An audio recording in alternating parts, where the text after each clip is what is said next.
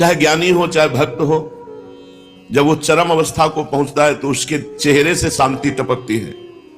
कोई भी द्वंद्व उसके हृदय में हलचल नहीं पहुंचा सकता, कोई भी भोग उसके हृदय में कामना नहीं पैदा कर सकता। जैसे ऊषर में कितना भी सुंदर बीज बो अंकुरण नहीं हो सकता, ऐसे भक्ति की प्रथम अवस्था शांत भाव में पहुंचे हुए महापुरुष के हृदय में कोई भी भोग कामना नहीं पैदा कर सकता। नहीं स्वात्मा रामम विषय मृग तृष्णाम भ्रमयति। आत्मा राम पुरुष कभी विषय मृग तृष्णा में भ्रमित नहीं होता। शांत भाव अत्यंत आवश्यक है। जो शांत नहीं है वो दास्य भाव में नहीं जा सकता, और दास्य भाव पांचों भावों में रहता है। चाहे वो शक्य भाव हो तो दास्य की प्रधानता रहती है, चाहे वात्सल्य भाव हो तो सेवा भाव दास्य की प्रधानता रहती है, चाहे कांता भाव हो तो भी अपने प्रीतम को सुख पहुंचाना दास्य भाव की प्रधानता रहती है, चाहे सहचरी भाव हो इसमें भी दास्य भाव की प्रधानता रहती है। युगल सरकार को आठों पहर सेवा सुख के द्वारा आनंद पहुंचाना। जब तक सेवा की भावना सेव्य को सुख पहुंचाना ये नहीं आती तब तक ये पांचों भाव नहीं है। अपने सुख की कामना करके भगवान की भक्ति करना ये सकाम भक्ति है। भगवान ने आर्त, अर्थार्थ, जिज्ञासु और ज्ञानी चार प्रकार के भक्त बताए हैं।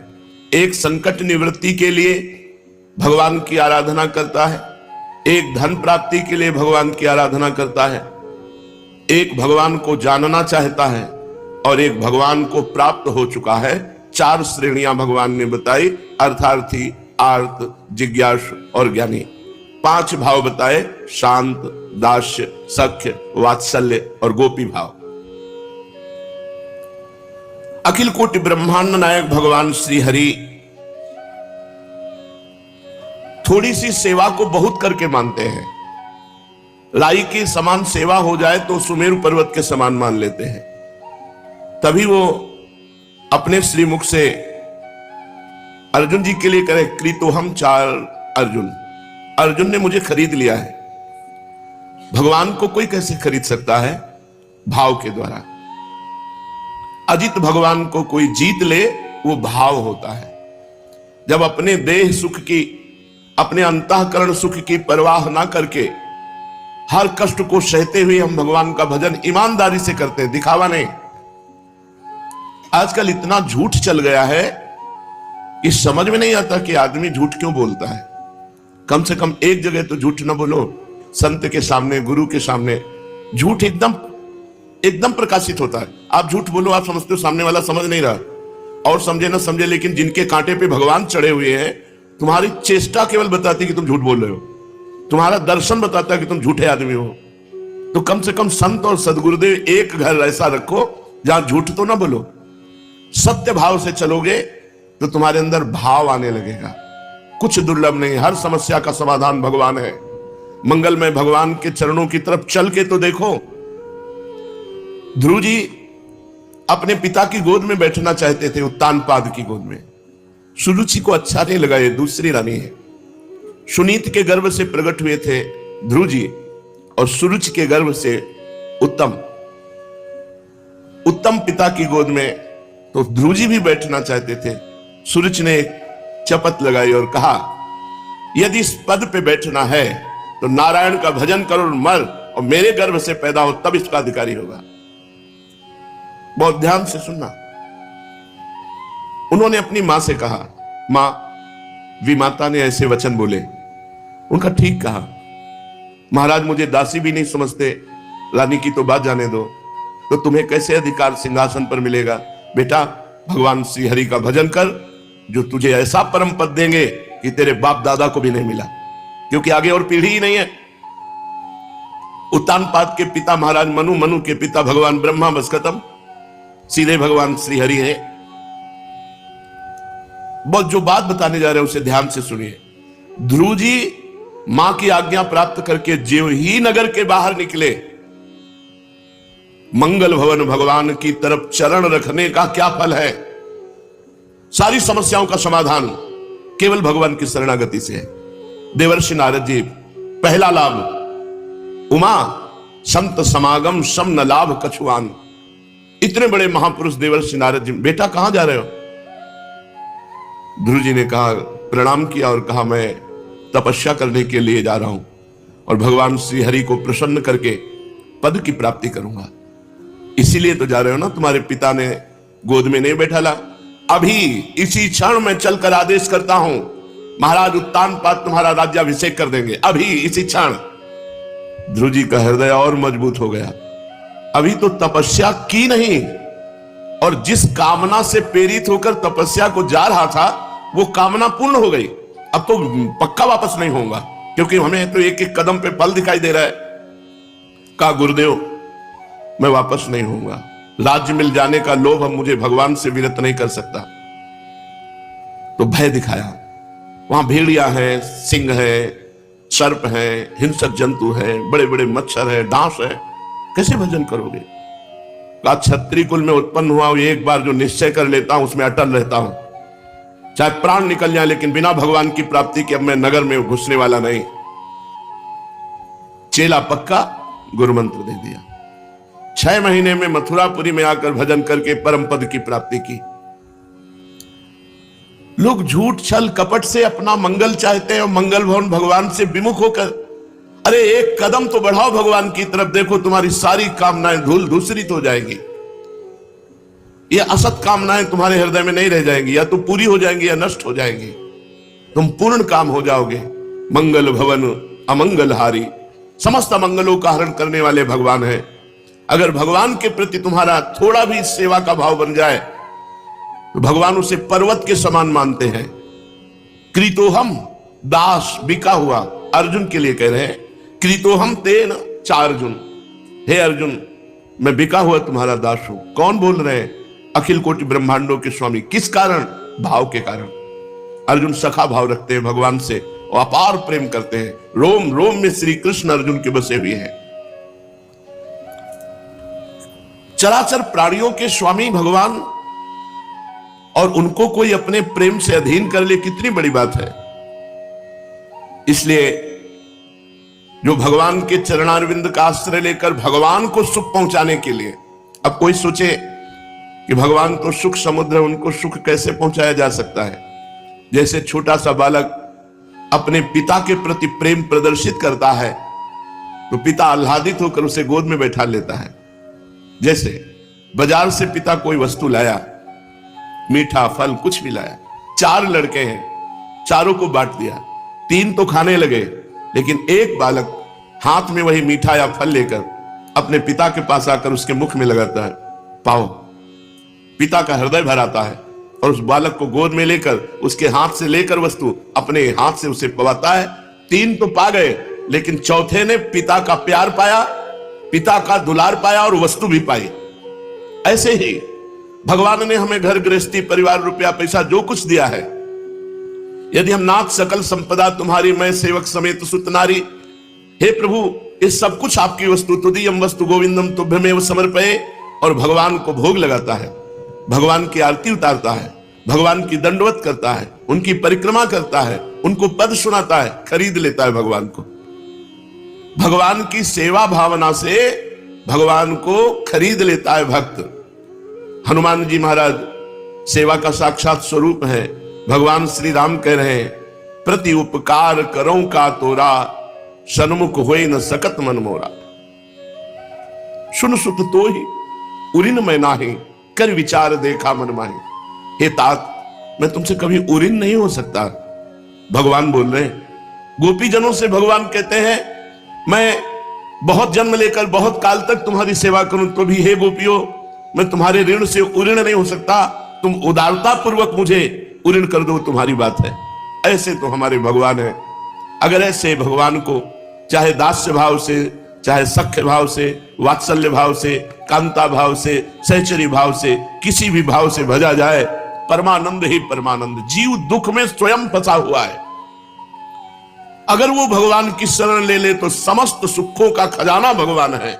कुबेर जैसे जिनके सेवक हैं, लक्ष्मी जैसी जिनकी दासी हैं, अनंत ब्रह्मांड के बड़े बड़े लोक लोकेश्वर जिनके अधीन हैं, उन भगवान की शरण में जीव का कौन सा काम नहीं बन सकता। लेकिन झूठ, कपट, छल, हिंसा, व्यभिचार, पापाचरण, इसके द्वारा अपना काम बनाना चाहता है जीव। इसकी दुर्गति है, यही बुद्धि की मलिनता है कि भगवान से विमुख होकर वो अपना काम बनाना चाहता है। तो बना ले, जो काम बनाएगा वो सब बिगड़ जाएगा, क्योंकि तू मरेगा, तेरा सब कुछ मरेगा। ये मृत्यु लोक है, यहां सब कुछ नष्ट होगा। सत्य है तो भगवान, और भगवान का नाम, भगवान का रूप, भगवान की लीला, भगवान का धाम। चैतन्य महाप्रभु अब निरंतर गाढ़ अवस्था में रहने लगे, भावावेश में आकर भक्तों के भावों को प्रकट करते, भक्तों को संपूर्ण लोगों के प्रति कैसा आचरण करना चाहिए, ये महापुरुषों के चरित्रों से हमें पता चलता है। महाभागवत पुरुषों के प्रति बड़ी दैन्यता रखनी चाहिए। जब हम संतों से मिले तो तृणादपि सुनी चेन तरोरिव सहिष्णुना अमानिना मान देनो कीर्तनी यह सदा हरि। महाप्रभु चैतन्य देव का उपदेश है। अपने को तृण से भी नीच समझना चाहिए, तभी भगवान को आप खरीद सकते हैं। थोड़ा भी अभिमान किसी बात का हुआ तो भगवान को अभिमान पसंद नहीं है। यही दरबार दीन को आदर रीति सदा चली आई। भगवान के दरबार में दैन्यता का सम्मान होता है, अभिमान का तिरस्कार होता है। विद्या का अभिमान, रूप का अभिमान, कुल का अभिमान, जाति का अभिमान, धन का अभिमान, आदि आदि, किसी भी तरह का कोई भी अभिमान हमारे श्री भगवान को पसंद नहीं। जय दीन प्यारे वेद पुकारे द्रवहु श्री भगवाना। जहां दीनता को प्यार किया जाता है, ऐसा वेद प्रमाणित करते हैं। उन भगवान के दरबार में तृणादपि सुनी चेन, तृण से भी अपने को नीच समझे। तृण में एक दोष है, उसमें पैर रख दो तो दब जाएगा, पैर हटा दो तो खड़ा हो जाएगा। तुम्हारा अभिमान ऐसा नहीं होना बन गए, नहीं। सुनेरी मैंने निर्बल के बलराम, अपने में कभी किसी बल का अभिमान ही न हो, भान ही न हो। न विद्या रूप महत्व कुल धन जौवन अभिमान, सठ कंटक देखे जहां रहे न भक्ति निदान। अगर ये 6 दोष है तो भक्ति हृदय में जागृत हो ही नहीं सकती। विद्या का, रूप का, कुल का, जाति का, धन का, नाना प्रकार के जो अहम वृत्ति है, ये भगवान की भक्ति से विमुख कर देती है।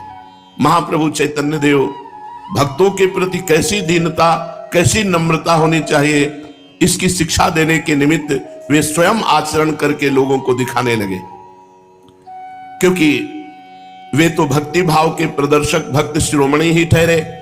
उनके सभी कार्य लोक मर्यादा स्थापन के निमित्त होते थे। उन्होंने कभी मर्यादा का उल्लंघन कहीं भी पूरे चरित्र में नहीं किया। यही तो महाप्रभु के जीवन में एक भारी विशेषता है। अब तो अध्यापकी का अंत हो गया, विद्यार्थियों से कह दिया कि मेरी प्रकृति अब पढ़ाने लायक नहीं रही। अब बाह्य शास्त्र पढ़ना तथा पढ़ाना दोनों ही छूट गए। अब ना वो पहला सा चांचल्य है और न शास्त्रार्थ का वाद विवाद। अब तो दूसरी ही धुन सवार हो गई है, जिस धुन में सभी संसारी कामों को ही नहीं भूल गए किंतु अपने आप को भी भूल गए। अलौकिक स्थिति, बड़ा रहस्यमय भाव। भला इस संसार के स्वार्थ में सने हुए लोग भगवत भाव को क्या जाने, कैसे समझे? क्योंकि इनको तो जो भी करना है वो उसका फल क्या होगा, पहले फल का चिंतन करते हैं फिर काम करते हैं। सकामता, ये निष्काम समझे ही क्या, ये तत्सुख का भाव समझे ही क्या? महाप्रभु चैतन्य देव जी की दिनचर्या है नित्य प्रति प्रातः काल गंगा स्नान करना, क्योंकि समीप में ही नवद्वीप के गंगा जी है। बड़ी महिमा गंगा जी की है, एकदम हृदय पवित्र हो जाता है। गंगा गंगा ऐसा अगर उच्चारण करे तो 400 कोस दूर से भी वो निष्पाप हो जाता है। गंगा गंगा यो ब्रूयात योजना नाम सतैरपि, एक योजन 4 कोस को कहते हैं, सतैरप 400 कोस दूर से बोले गंगा गंगा तो निष्पाप हो जाता है। फिर जो रोज गंगा नहाता है उसकी बात क्या है? ये खुद अपने अनुभव की बात है कि गंगा जी हृदय को एकदम परम पवित्र और संसार से वैराग्य दिलाकर ब्रह्म तत्व का बोध कराने में समर्थ है, क्योंकि भगवान के चरणों का चरणामृत है गंगा जी। गांगम वारि मनोहारी मुरारी चरणच्युतम त्रिपुरार शिरश्चारी पापापहारी पुनातुमाम। भगवान श्री कृष्ण के चरणों के धोवन से प्रकट हुई गंगा जी भगवान शंकर के सिर पर विराजमान त्रिभुवन को पावन कर रही है। चैतन्य महाप्रभु रोज गंगा स्नान करने जाते और रास्ते में जो ब्राह्मण मिलते, वैष्णव मिलते, वयोवृद्ध मिलते, नम्रता पूर्वक उनके चरण छूते और उनसे आशीर्वाद मांगते कि हम पर कृपा करो, श्री कृष्ण प्रेम हमें प्राप्त हो जाए। महाप्रभु वयोवृद्ध, ब्राह्मण, वैष्णव इनकी चरण वंदना करते और इनसे यही मांगते कि मुझे भगवान के चरणों में प्रेम प्राप्त हो जाए। ये दुर्लभ बात है। गंगा जी पहुंचकर जहां देखते वैष्णव से साष्टांग लौट जाते, उसकी चरण धूलि लेते, अपने माथे पर रखते, उनकी वंदना करते और भावावेश में आकर 4 प्रदक्षिणा करते वैष्णव की और फिर याचना करते, श्री कृष्ण प्रेम की भिक्षा हमें दे दो। हे संत जन, हे वैष्णव जन, मुझे भगवान श्री कृष्ण से प्रेम हो जाए। भक्तगण इन्हें हृदय से लगा लेते। इनकी दैन्यता, इनका प्रेम देखकर कोई कोई कहता, भगवान करे आप जो मांगते हो आपको प्राप्त हो जाए। मेरी तो सामर्थ्य नहीं है, पर मैं हृदय से कहता हूं कि भगवान ऐसा करे कि आप श्री कृष्ण प्रेम में डूब जाओ, आपको अनन्य भक्ति श्री कृष्ण की प्राप्त हो। कोई वैष्णव कहता आप प्रभु के परम प्रिय हो। कोई कहता मैं हृदय से कहता हूं श्री कृष्ण तुम्हें अवश्य परम प्यार करेंगे, तुम्हारी सारी कामनाएं पूर्ण कर देंगे। जहां वैष्णव जन ऐसे आशीर्वाद देते तो महाप्रभु फूट फूट कर रोने लगते, रोते रोते कहते आप सभी वैष्णवों के आशीर्वाद का ही सहारा है। मुझ दीनहीन कंगाल में न भजन है न साधन है, बस केवल संत कृपा, केवल भक्त कृपा। भगवत भक्त बड़े ही कोमल स्वभाव के होते हैं। उनका हृदय करुणा से सदा भरा हुआ होता है। वो किसी को दुखी देखते हैं तो तुरंत दया करते हैं। ये भक्त का लक्षण है।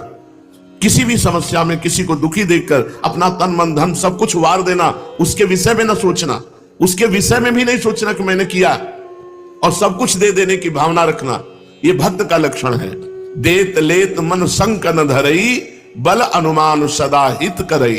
अपने बल के अनुसार दूसरों का मंगल, दूसरों का हित करना, ये संतों का स्वभाव होता है। घाट पर बैठे हुए वैष्णवों को देखते, जो मिल जाता प्रभु उसी के चरण पकड़ते, चरणों के नीचे लौट जाते। देख लो, ये अवतारी महापुरुष है। हम लोग किसी वैष्णव को देखें तो पहले देखेंगे किस संप्रदाय का है, फिर द्वेष दृष्टि से देखेंगे, ईर्ष्या दृष्टि से देखेंगे तो हमारा भला होगा। कोई भी भगवान का किसी भी नाम का जापक हो, देखते ही चरणों की तरफ मस्तक झुक जाए, तब तो तुम्हारी वैष्णवता, अगर किसी वैष्णव को देखकर थोड़ा भी हे भाव आएगा तो तुम्हारी भक्ति नष्ट हो जाएगी। जैसे कोई वैष्णव गंगा किनारे चंदन घिस रहा है तो आप तुरंत गंगा जी से हाथ धो के आते हो, कहते महाराज जी मैं घिस दूं, ठाकुर जी के लिए मैं चंदन सेवा कर दूं, और घिसने लगते। चंदन घिसने के बाद उसके चरण में मस्तक रख देते, वो छाती से लगा लेता, श्री कृष्ण तुम पर कृपा करें। जब सबकी कृपा होती है तब कृष्ण प्रेम प्राप्त होता है। कोई वैष्णव अपने ठाकुर जी के स्नान के लिए जल ले जा रहा है घड़े में, तो दौड़कर पहुंचते और घड़ा उसके हाथ से लेकर अपने मस्तक पर रखते, उसकी कुटिया तक, मंदिर तक जाकर वो घड़ा छोड़ दे और प्रणाम करके आज वो कहता भगवान श्री कृष्ण आप पर कृपा करें। कोई स्नान करने के लिए जा रहा है तो आप अपने लिए जो तेल ले जाते उस वैष्णव के शरीर में मालिश करते और मालिश करके स्नान करा देते। वो वैष्णव बड़ी करुणा की दृष्टि से महाप्रभु की तरफ देखता। इधर महाप्रभु की ऐसी विचित्र दशा देखकर मां है ना, अब बड़ा पुत्र तो सन्यासी हो गया, आज तक वापस नहीं आया, तो सची माता को बड़ा दुख हुआ कि अब एक यही निमाई बचे थे, वो भी भगवत भक्ति में। बड़ी दुखी हो गई। ममता का स्वरूप ही अलग होता है। वो दीन होकर भगवान से प्रार्थना करने लगी, प्रभु इस विधवा के एकमात्र आश्रय को आप अपनी कृपा का अधिकारी बनाओ। नाथ 67 वर्ष की अवस्था है हमारे शरीर की, सच्ची माता की अवस्था 67 वर्ष की है। मैं दीनहीन हूं, पति परलोक पधार गए, एक बेटा सन्यासी हो गया, दूसरा पागल हो रहा है भगवान के प्रेम में। नाथ दया करो, मेरे आगे पीछे कोई नहीं, यही एक बेटा है। इस अंधी वृद्धा का ये निमाई ही एकमात्र सहारा है। इस सहारे से मैं संसार में जी सकती हूं। हे असरण शरण, कौन सा रोग दे दिया आपने मेरे बेटे को, इसे रोग मुक्त कीजिए, इसे सुंदर स्वास्थ्य प्रदान कीजिए। भोली माता सभी के सामने अपना दुखड़ा रोते रोते कहने लगती, न जाने निमाई को क्या हो गया है। वो कभी रोता है, कभी हंसता है, कभी गाता है, कभी नाचता है, कभी रोते रोते मूर्छित होकर गिर पड़ता है, कभी जोरों से दौड़ने लगता है। स्त्रियां एकत्रित हो जाती और सची माता से कहती, अम्मा तुम बड़ी भोली हो, इसमें पूछना क्या है, कोई चक्कर है? गांव की तो माताएं बहनें ऐसी, कोई चक्कर है?